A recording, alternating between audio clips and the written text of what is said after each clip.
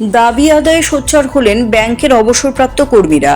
রাজধানী আগরতলায় করলেন 5 ঘন্টার গণ অবস্থান। Coordinations of bank pensioners and retired organisation বৃহস্পতিবার আগরতলার প্যারাডাইস চৌমুহনীতে ব্যাংক পেনশন এবং ফ্যামিলি পেনশনভোগীদের পেনশন পুনর্মূল্যায়ন সহ বিভিন্ন দাবিতে গণ অবস্থান পালন করে।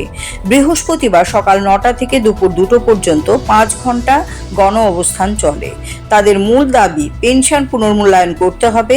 তাছাড়া অন্যান্য দাবিগুলোর মধ্যে রয়েছে IBA group medical insurance premium পেনশনভোগীদের জন্য নিজ নিজ ব্যাংকগুলোকে বহন করতে হবে, এপেক্স লেভেল পেনশনভোগী সংগঠনকে পরামর্শদায়ক অধিকার দিতে হবে, 10 বছর পরেই কমিউটেশন রেস্টোর করতে হবে, স্পেশাল অ্যালাউন্সকে পেনশন এবং গ্র্যাচুইটির সাথে যুক্ত করতে হবে, ব্যাংক বেসরকারীকরণ বন্ধ করা সহ আরও কিছু দাবি তোলা হয়। এই কর্মসূচিতে অবসরপ্রাপ্ত ব্যাংক কর্মীদের ভালোই উপস্থিতি লক্ষ্য করা গেছে। আজকে যে এই ধর্ণা কর্মসূচি পালিত হচ্ছে সেটা সারা ভারতবর্ষে একই সময়ে প্রায় প্রতিটি রাজ্যে এই কর্মসূচি পালিত হচ্ছে। এই কর্মসূচি আহ্বান রেখেছে coordination of bank pensioners and retirees organisation বা সিবিপিআর। ব্যাংকের সমস্ত পেনশন সংগঠনগুলির প্রতিনিধিরা মিলে এই কোঅর্ডিনেশন কমিটি গঠন করেছে। তার নেতৃত্বে এই ধর্ণা কর্মসূচি পালিত হচ্ছে।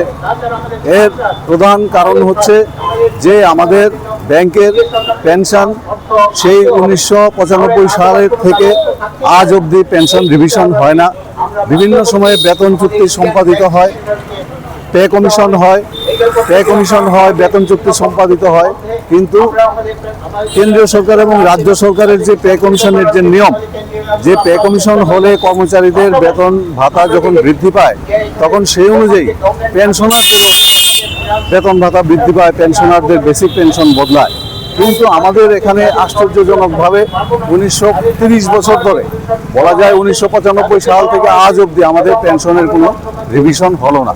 আমাদের এই পেনশন রিভিশন করা, পেনশনের যে সামান্য পেনশন ব্যাংক দেয় তার বিরুদ্ধে আমরা আজকের এই কর্মসূচিতে সামিল হয়েছি।